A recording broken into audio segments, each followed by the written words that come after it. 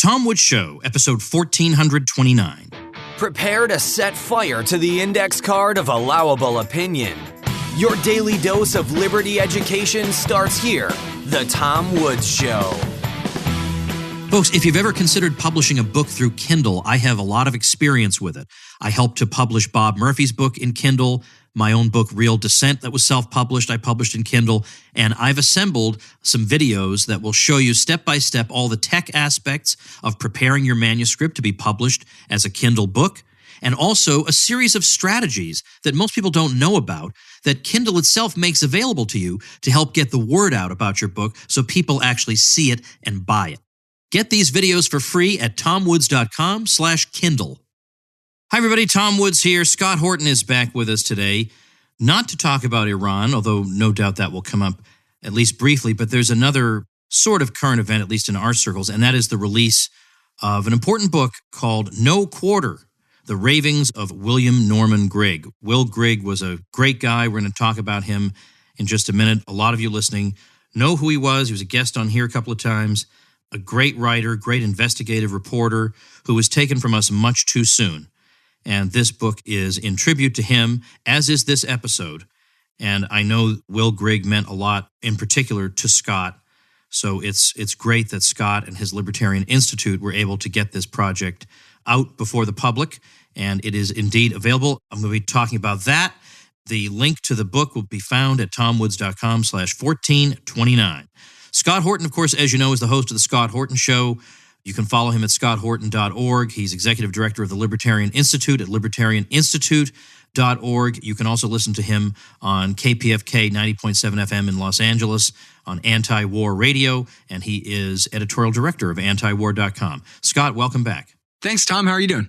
Doing great, and I'm very glad to be talking about Will Grigg. Not very glad that we have to be doing it in his absence, of course, and losing Will Grigg was a terrible blow for a lot of reasons. In fact, there have actually been times when I will admit I have judged certain libertarians on the basis of whether those people like Will Grigg or not, because he's one of those people you can tell a lot about a person based on if they like Will or not. And he did such great work, and he has such an interesting story because he came from a background where I wouldn't have expected him to wind up where he wound up in terms of his writing. And here I'm thinking particularly about his days in the John Birch Society, which for all their merits have generally been more pro-police and, kind of flaggy in some ways. And Will really just wasn't going for that.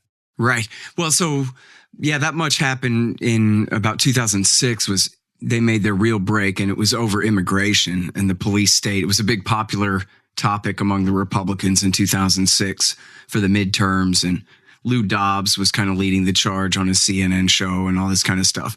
And the Birch Society, as he explained it to me, had sort of been taken over by some new corporate PR overlords who were going to turn things around and this kind of thing. And so they said, listen, this is what's popular on the right, and so this is what we're going to do. And of course, Will was a principal guy and refused to go along with it and got fired over that. But, even, and the Birchers, I mean, who knows? Without Will, who even cares? But at least in the time of Will Grigg at the New American, the idea of support your local police was, and I know that he came later. The John Birch Society had always had that as a slogan for a very long time, I think. But the idea was to keep the feds out. Right. Make sure that you have a strong local security force so that no one can say that you need the feds' help, that kind of thing, although that should only go so far, obviously. And Will ended up, he didn't change his ideology other than to become more libertarian, less conservative and more libertarian. But he certainly never became any kind of leftist or anything like that. And yet he picked up the cudgels on this fight that is typically considered to be the domain of sort of ACLU types, civil libertarians, and minority rights activists and this kind of thing. And Will, of course, was an individualist. So forget all those distinctions. Anybody unfairly at the receiving end of state violence, he was their champion. That was his thing. And particularly he picked up, as you're saying there, kind of the exact opposite take from that Birch stands. Certainly not bring the feds in to help, not that part, but there's nothing to support about your local police if they're nothing but a bunch of criminals. And that's what we see, of course, is, across the country, police are just absolutely unleashed against the American people. It's not the deputy sheriff anymore. Now he's a law enforcement officer. And even when he's doing street patrol, he's wearing his SWAT gear, less the helmet maybe, but otherwise all in black with all of his little pockets and, Yeah, no kidding. But, also Will would do on-site investigative reporting about people who, were being screwed in one way or another. He would tell stories no one was hearing about except if you lived in that little town. No one else heard about them. Right. And Will would be the champion of these people. And that is how we found out about stuff like that. Mm-hmm. And especially false convictions, right? Where innocent people get railroaded on some murder charges and he knows better and sees right through it. Christopher Tapp actually was finally released, but he had to go ahead and plead out, but they let him go. And then just a few months later, one of the major witnesses recanted and said that the cops, of course, had extorted her and forced her to lie at the trial. And then just a little while after that, the 23andMe guys narked out the real perpetrator who was tied to the DNA and who had no tie to Chris Tapp or his buddy who were falsely convicted. There's his friend who had also been railroaded with him, I believe. And so it turned out Will Grigg was right about that one all along, only vindicated a little too late is all. I got to ask you something that I probably shouldn't ask, but what the heck? Where would be the fun if I didn't ask? There's a handful of names that come to mind. I don't want to mention them. Handful of names that come to mind in the libertarian world when you're talking about police. And those people get a lot of attention. But Will didn't. Certainly in the mainstream, big libertarian institutions, it was like he didn't exist. He would be featured on LouRockwell.com because Lou didn't give it, he doesn't care. But he wouldn't be invited to such and such institute or such and such foundation. And yet these other handful of people who are sort of known to be the libertarian experts in the police would always get invited. Do you have any speculation as to why that was? Well, I mean, honestly, I think I was going to say at the beginning there that I don't think I've ever heard of anyone disliking Will Grigg. I've known of people who have never heard of him before, but I've never heard of anyone who had bad things to say about the guy, really, that I can think of. And I think, his biggest problem was simply he just didn't have the notoriety, or if he did, that unfortunately it was tied up with the John Birch Society. I mean, I think, people just assume that John Birch was some jerk or something, you know what I mean? It's just built in. When, the origin of the name of that was he was an American missionary who was murdered by the communist Chinese. And so this right-wing group invoked his name to say this is the danger of communism. This guy was like a diplomat or a pseudo-diplomat, and he said, take me to your leader, and they took him and shot him on the side of the road. And so, this was an example that they were using about communism, this kind of thing. But it's just the name is tied up with impeach Earl Warren for letting black people into my kid's classroom. And, this kind of really bad name from back when. And so, and all their kind of crazy Illuminati conspiracy stuff, saying that even the fall of the Soviet Union was just a trick and the Russians are still going to come and get us. They were sticking with that through the 90s. There's some problems. Yeah.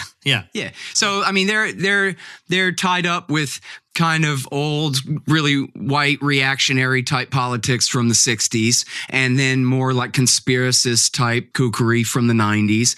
And so they should have changed the name of the thing a long time ago anyway, but it was the kind of thing that being a former guy from them. I mean, I got to tell you, I never had anyone say to me, oh, no, he was a former Birch. I never heard anyone say that. I guess I kind of imagine that may have been on some people's minds.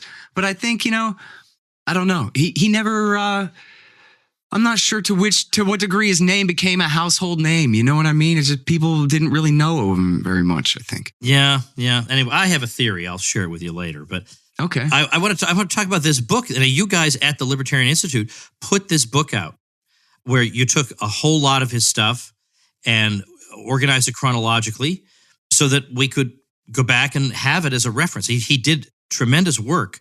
And he deserves to be remembered. I mean, he was taken from us. So, how old was he when he died? 54.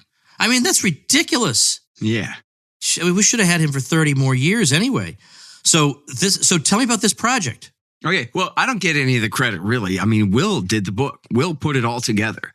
And there's a guy named Darren Williams who had the project for a little while. And then after Will died, our friend Thomas Edlum, who's really Will's former protege at the John Birch Society for many years in the 1990s and I guess early 2000s, he had it.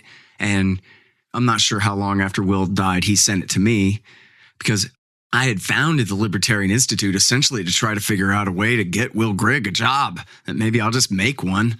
And, both of us sound like such jackasses kind of begging for donations and this kind of thing. We should go ahead and make our own institute. And with me and him and Sheldon Richman is kind of the perfect team for the three of us to get together and go ahead and create our own thing and this and that. Of course, he died about half a year later, unfortunately. But he was really the whole purpose of the Libertarian Institute in the first place. And so Tom Edlum brought to me and said, hey, you should publish this. And I was in the middle of working on and publishing Fool's Errand and then the audio book and all of this. So it took me really too long to get back to it. And other people, I guess, had promised that they were going to do some work they never did and whatever. So I finally picked it back up. But Will did all the editing. I think Tom Edlum did one good pass on the editing. I did one good pass, but I didn't change anything. The only thing I did was decapitalize war in antiwar.com in Tom's introduction, which the foreword, I should say, by Tom is really a biography of Will, and it's perfect. It's just great. I love it. I love it. Yeah. No, it tells the story of this man so well. And it also tells the story of what happened with the John Birch Society. Right. Yeah, all that's in there. Edlum had been with. Edlum had also been with the Birch Society. Right. So he also made a break with it. I'm not sure about that part. I think he still may write for them from time to time. But he certainly doesn't work there anymore. Yeah, I mean, if he does, they must be very open-minded because he's very, very firm about what went wrong with the society and the new leadership was terrible. And I may be out of turn on that. I may not know the truth of that. Who knows? Who knows? But he's not holding anything back on this. All right, so. I was going to say, so all I did then was I asked Will's family friend. There's this really good guy named Scott Watson, who's a friend of the family there.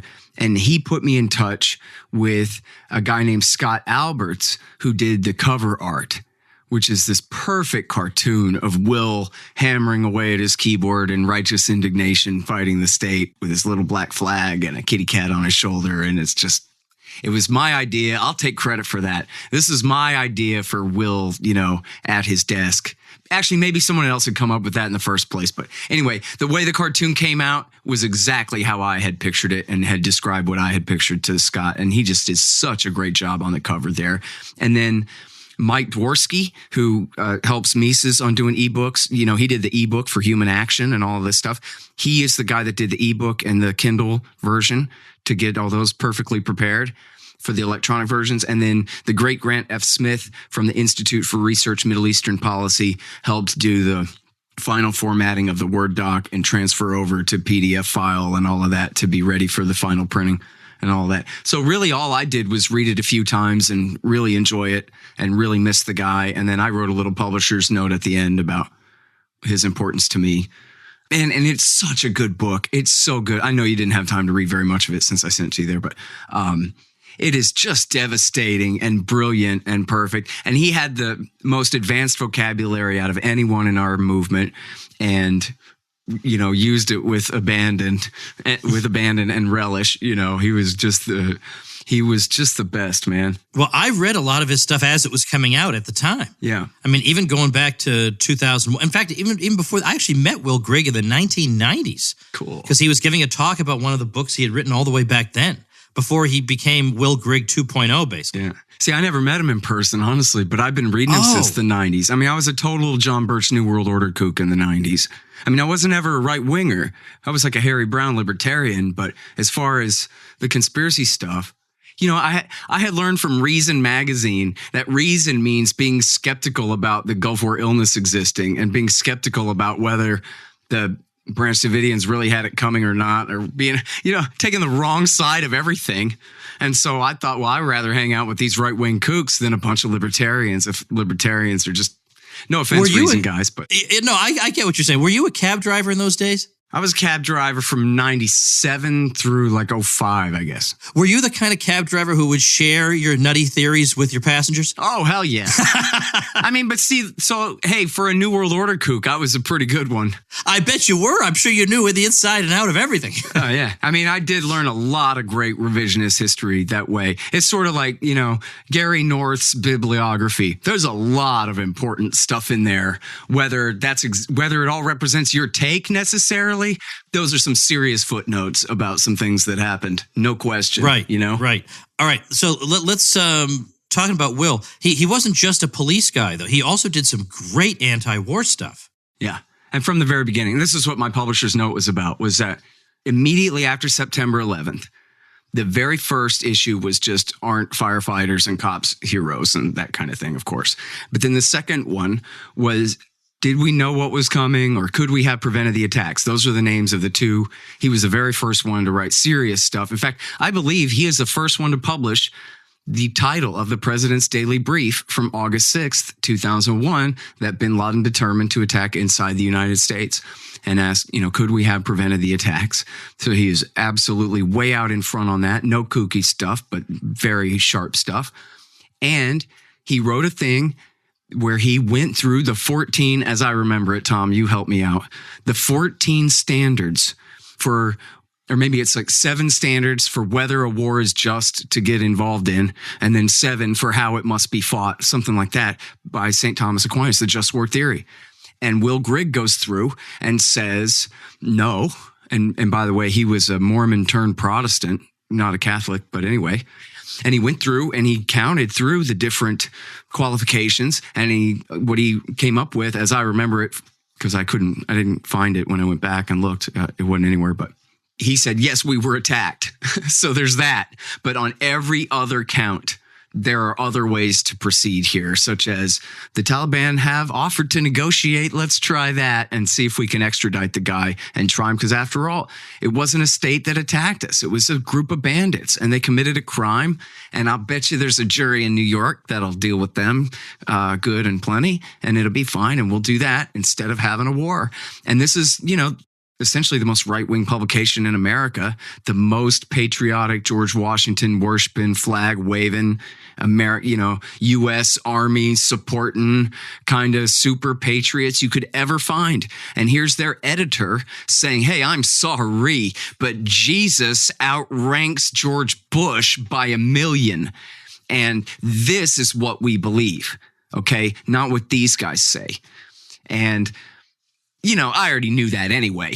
I went and wrote antiwar.com and shoe polish on the back of my truck the day of the attack.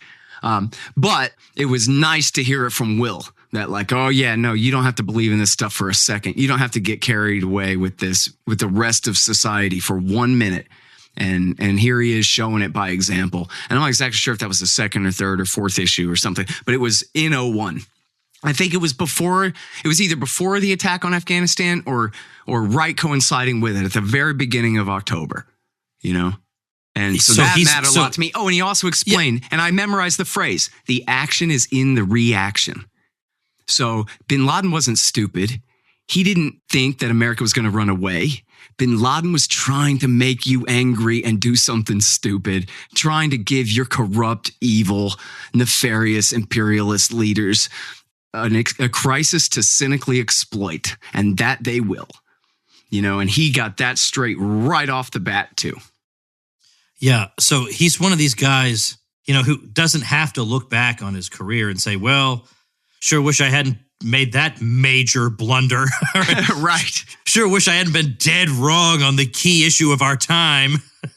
Yeah. So, and I think me and him both kind of dropped the whole New World Order thing and the one world government thing right around the same time at the beginning of the Iraq war, when we both should have been over it at the Kosovo war. I mean, if we're going to war against Serbia over Russia's dead body, then what does that say about the one world white army of the North and NATO and the UN and whatever? That's dead. That's not happening. Yeah. And we should have known that then. But anyway, certainly by the time Dick Cheney was invading Iraq, it was clear that this is not about bringing France and China and Russia on board and making this a UN protectorate and building up the UN Security Council as a just all that whole G.A. Griffin grand design stuff. Definitely not panning out and you know what it was too that got me? This is the one that finally got me. And I admit this is like spring of 2003. Yeah, that's pretty late in the game. But Richard Pearl, one of the major ringleader neoconservatives who lied us into war with Iraq, wrote a piece called "Thank God for the Death of the United Nations," and about how much he hated it and about how we don't need international law and the UN Security Council. We have American law, or at least the will of our president, and the National Security Council, and that'll be good enough. And we will do what we will, and you guys will get the hell out of our way. And he mocks what he called the liberal conceit of a new world order run by these, homos in Brussels, or however he put it. Sorry. Essentially, that was the argument. And I thought, wow, yeah, that's certainly not G. Edward Griffin's grand design right there, is it? No. Yeah, I too went in for that in the 90s. But I remember it was Lou Rockwell, who kind of got me away from that by saying, look, Tom, the one world government is the U.S. That's right. Like that's what you should be worried about. Right. Don't worry about this feckless debating society where nothing ever happens. Right. See, that's my story too. I found Lou and Justin Raimondo both right at that very same time, right at the beginning. Well, I've been reading Raimondo for a little while, but I found Lou Rockwell also right at that time. And actually, that was one of the things that really struck me about Lou was he knows all about Carroll Quigley. Oh, and the same thing with reading Murray Rothbard, Wall Street Banks and American Foreign Policy. It's like, this is the John Birch conspiracy theory history of the 20th century, only without the kooky stuff. It's pure Rothbard. It's perfect. Yeah. Right? And he'll tell you, JP Morgan's daughter married the guy from the law firm that did the thing, and he does it perfectly in the best revisionist way, right? But none of this Illuminati stuff and none of this ultimately all of the expense of the USA in order to build a world government and all of that. None of the goofy stuff, but all of the best stuff. And Lou was the same way. He'd read Tragedy and Hope, but he didn't think it said what the Birchers thought it said. That kind of deal. So that was how I knew I was home when I found antiwar.com and LouRockwell.com back then. Do you remember the whole Chris Kyle story? Yes. There's a chapter in here, The Pseudo Courage of Chris Kyle. Mm-hmm. I don't expect you to recall all the every wrinkle that you would see in Will's treatment of it, but that headline caught my eye. Can we revisit that just in honor of Will? Sure. And yeah, that was a brave thing. I don't know how much heat he took for that, but he was certainly putting himself out there to take a lot of heat. That's not a popular position to take. Yeah. Yeah. I mean, Chris Kyle was held up as this demigod of Iraq War II and a great kind of after the fact justifier, after the worst part of it, I should say, justifier of it. That, look at this brave guy doing this brave thing. And he's a sniper, which you might think of in a negative way if you want to spin it that way, but is also can be spun, of course, like in the bumper sticker, God bless our troops and especially our snipers, because they are kind of the guardian angels watching over the infantry that are out advanced ahead of them and keeping those guys safe from threats they can't see and that kind of thing. So snipers are held up in a certain way by certain factions. I don't know what different guys in the army think of them. Probably more like that, But so, in the book and then later in the movie, everything this guy does and everything that he said, never mind in the book, but in all of his propaganda and appearances, and I guess he wrote articles, but he certainly was interviewed all the time and stuff like that when he was making his big splash, was all just about the heroism of our guys in battle over there and all the questions about what they're doing there. And what makes them the good guys and the other side the bad guys and these kinds of things. All that is just presumed. No one ever shows or proves any of it. And so Will Grigg, of course, just isn't having that. So Will Grigg wrote that, look, you're the trespasser. You're the aggressor. Someone breaks into your house in the middle of the night. You are the one who has the right to defend yourself. You know, if you're the one kicking in that door, you are the one who does not. And it's true, though, of course, that soldiers aren't really supposed to be asking all of these higher political questions necessarily. Their job is to follow the chain of command. And in America, the civilians rule over the military, and it better obey them, or else we're all really doomed, right? So there's this kind of apolitical ethic inside the military that, hey, we're not Republicans or Democrats. We're just serving America and all this kind of thing. But again, it's just baked in. It's just begged that this is all justified. It has to be, because we're the USA and the red, white, and blue. And somewhere in there, George Bush and Dick Cheney said we had to. And this is what we're doing. And it doesn't have to be justified. It's simply self-justified. And so Will said, and this is one of the things that he talks about in his book, is that he killed a woman who he said was about to throw a grenade at some of his fellow soldiers. And so he shot her. And then he said something like, well, she was a savage barbarian, less than human type person. And so it was perfectly fine anyway. And she was going to hurt my guys. And so I had not just the right to do it, but it felt good doing it too. And this kind of thing. And Will Grigg is saying, no, that's wrong. And you're wrong. And I'm an American and I'm as patriotic as anyone. Hell, we're talking about William Norman Grigg here. But that's just not right. You don't start a war. That's what made the Japanese the bad guys at Pearl Harbor, right? They started the war. That's how you could tell that they were the bad guys. And so just because we're from here doesn't mean we have to believe in this stuff. Just because we're from here doesn't mean we're justified in what we do. And that we have to sit here and pretend these things are true. And, in the movie, the Chris Kyle movie by Clint Eastwood, who I would have thought would have known better maybe, but instead just made a isn't soldiering fun kind of movie out of it. They show that Chris Kyle is saving a captive from Iraqi torturers who are torturing and killing him with a power drill. But in the actual history of Iraq War II, the guys with the power drills, that was the Bada Brigade. They worked for Donald Rumsfeld. Or Donald Rumsfeld worked for them. That was the side that we were on, torturing and murdering Sunnis by the hundreds of thousands, their bodies stacked like cordwood on the side of the road in the morning with power drill holes in their eyeballs, in their skulls, in their shoulders, their chests, their parts, their knees. That was America's war there, was the power drill war. Chris Kyle was providing sniper cover for those men, not rescuing people from them. And that's, good old Clint Eastwood doesn't have to figure out the difference between Al-Qaeda in Iraq and the Bada Brigade. What does he care? It's these guys versus those guys or something or whatever. And look at the white guy hero in the middle doing the right thing and blah, blah, Hollywood narrative. When in reality, as in fact, the entire Washington, D.C. establishment now agrees, never should have done that war. People, very centrist, important, powerful people point at John Bolton and say he still stands by the Iraq war. Can you believe that? Because he's one of the last ones left who would dare to.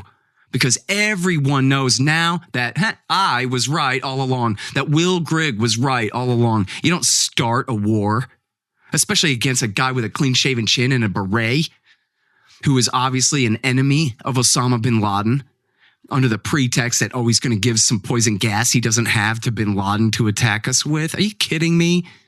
So anyway. Yeah. Well, yeah.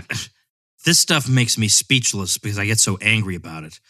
Because especially, now this has to be a separate episode, Scott, but especially when they have tried to repeat that narrative with Iran for years and years now. They tried it in the second Bush term, and that didn't go anywhere.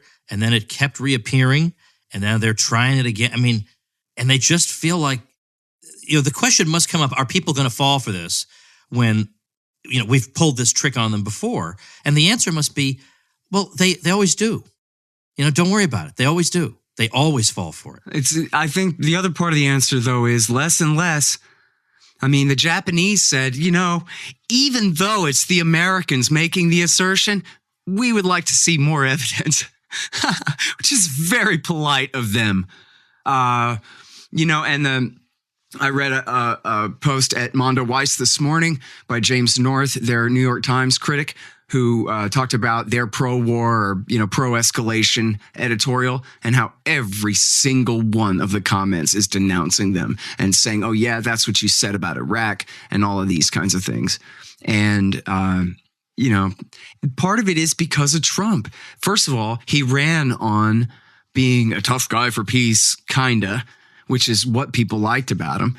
But also, every word out of his mouth is hyperbole, always. So even when he correctly accuses John Brennan of treason, nobody cares because he accuses everybody of treason every day. Yeah. He calls anyone who criticizes him a traitor. And so everybody just laughs. So then John Brennan is actually guilty of treason in a few ways, supporting Al-Qaeda in Syria, the entire Russiagate scam, this kind of thing. Well, it's not exactly treason, but lowercase t at least, certainly in the first case. But nobody cares. And so the same thing with Iran. We know Iran did it. We're going to have to attack them. Yeah, they're a threat to us. And everybody goes, nah, I don't know. It's Donald Trump claiming it. That doesn't really sound right. And then John Bolton says so too. That makes us extra suspicious. And then Adam Schiff, Jason Ditz was making a joke in the email to me last night that, well, I don't know, man. Donald Trump and Adam Schiff are both in complete agreement that Iran must be guilty here. So I'm going to go ahead and place my bets on the field in this case. I don't know. Yeah. And after all, hitting a couple tankers and not very hard is hardly a real attack on the battleship Maine. You know what I mean? It doesn't quite add up to a North Vietnamese assault on the Maddox out there in the Gulf of Tonkin. But it's what they've got. It's what they've got. Well, maybe. I should say that I'm very suspicious, and certainly the case is not proven. So I'm the last one in the world to push the propaganda. I don't believe it, and I don't recommend anyone believe it. However, I should say that there are three important people that I respect who think that Iran may very well have done at least some of these tanker attacks. Oh, okay. Who are these people? Okay, so first of all, it's Bernard from Moon of Alabama, which is a great blog. And he's a really great analyst. Blog. Yeah. Mm-hmm. Yep. And then I think part of that is based on the reporting of another great reporter named Elijah Magnier. And Elijah Magnier is, I think, a Belgian reporter, but he was really, really good on Syria. I've interviewed him a few times about Syria and about Iraq War III and this kind of thing. And he's very plugged in. And he says he has a source close to Iranian decision makers, I think is the way he put it, that say, I mean, the quote wasn't, yeah, and we'll do it again, but it was like, and we'll do it again, right? Not the first, yeah, but this is a thing that could keep happening or something like that. You know what I mean? And then there was Peter Ford, who I interviewed on my show, who he is the former British ambassador to Syria and has been really good on Syria and a few other things. And he was on my show on Friday and said that, admittedly, he said he wasn't really questioning the Americans' claims. He didn't think they'd be lying about it, but he did go on to explain why Iran might do it and do it in that way. That essentially this is the most inexpensive pinprick type attack that they can launch, but with the effect of causing millions of dollars in damage and calling the entire, system of oil exports from the Persian Gulf into question, insurance rates and all of these things, and that essentially they're making this statement that under American maximum pressure and sanctions and blockade, that they can push back in an asymmetric fashion in very inexpensive ways that, alert the Americans to the concept that we can do what we want, but not without cost. And so it does make sense. And Trita Parsi, I should say, another great Iran expert, he cast doubt on the whole thing and says, don't anybody jump to conclusions here. Everybody hold your horses here. But yeah, I mean, as long as we're at it, sure, it makes sense that possibly they could do that, with this purpose. And there are a lot of reasons to disbelieve it too. Although one of them was that they would do this Well, there's two things about him sitting down with the Japanese Prime Minister Abe. It wasn't the president. It was the supreme leader, the Ayatollah Khamenei, who was sitting down with him. So the idea that the IRGC would do something drastic to embarrass the president, Rouhani, oh yeah, they hate him and they love undermining him. And so they might do something like that. But for them to do that to the Ayatollah, attack a Japanese ship while he's sitting down to meet with the prime minister, that means either the Ayatollah, as Pompeo put it, wowee, what a jerk, what a horrible demonstration of what horrible people these guys are, or they just didn't do it, is the more likely explanation, that the Ayatollah would have never allowed something like that, and that the IRGC would have never thought to do something like that against him. On the other hand, I did read, I think it was Moon of Alabama, who pointed out that the Japanese tanker was actually flagged as Panamanian, and that whoever attacked it may not have known that it was a Japanese tanker. Although, of course, even if it wasn't known, even if it was flagged Panamanian, still attacking anything while the Ayatollah is sitting down to meet with the Japanese prime minister, who's come with a peace sort of offering from Donald Trump, would seem to be a pretty drastic thing to do. You know, I don't know. And if you read all the experts on it, there are those who just believe the U.S. government, and then there's everybody else saying, I don't know.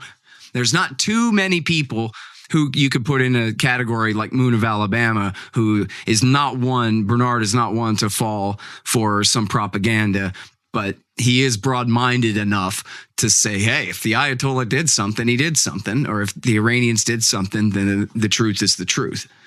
Most people just pick a side, you know? Yeah, no kidding.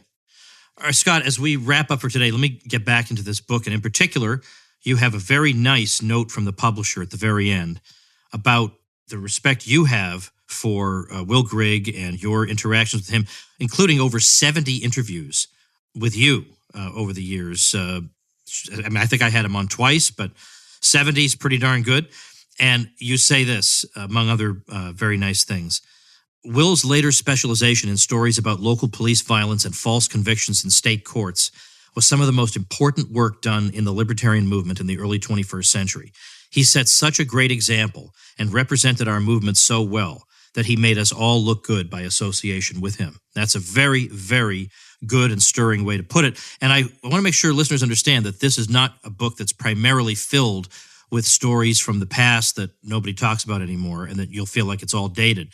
There are so many perennial themes and issues in this book that were discussed and thought about and debated and that were just so beautifully expressed by Will that it will be very much to your benefit to read this book. And also, all the proceeds from the book are going to Will's family. Will had a big family, lots of kids. So you're also doing a good deed, but you should do this primarily for yourself. The book is No Quarter, The Ravings of William Norman Grigg, published by the Libertarian Institute. Scott, give me your final words on this.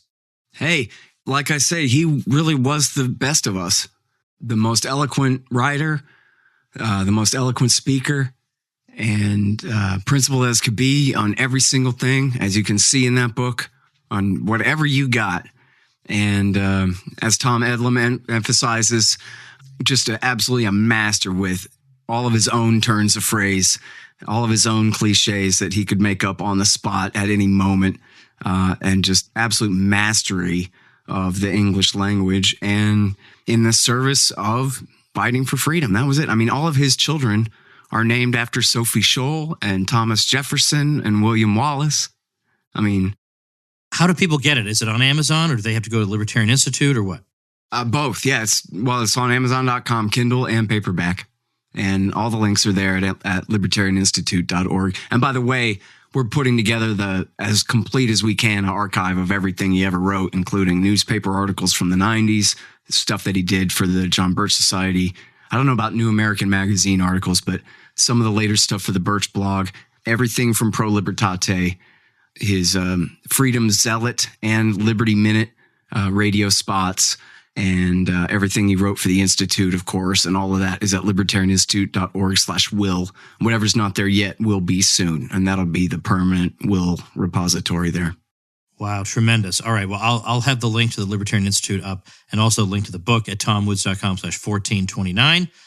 We should talk again soon, Scott, about what the heck's going on in the world one of these days, but thanks for Thanks for doing this. Thanks for being part of this project. It's a fitting tribute to a very important man. Great. Thank you, Tom. All right, gang, that's our episode. Remember, we are in, as I'm recording this anyway, we are in June, so you should be starting to think about the fall at some point soon, all you homeschooling parents. And if you have decided you are not going to run yourself ragged anymore and that you would like to use the self-taught Ron Paul curriculum, which gives you your mental health back, then make sure you get it through me, because only through me do you get $160 worth of free bonuses. I got a lot of stuff, including an autographed book and a Liberty Classroom membership. I got a bunch of great things for you, but you got to get it through my link. My link is ronpaulhomeschool.com. I will see you all tomorrow. Become a smarter libertarian in just 30 minutes a day. Visit tomwoods.com to subscribe to the show for free, and we'll see you next time. Like the sound of The Tom Woods Show? My audio production is provided by Podsworth Media. Check them out at podsworth.com.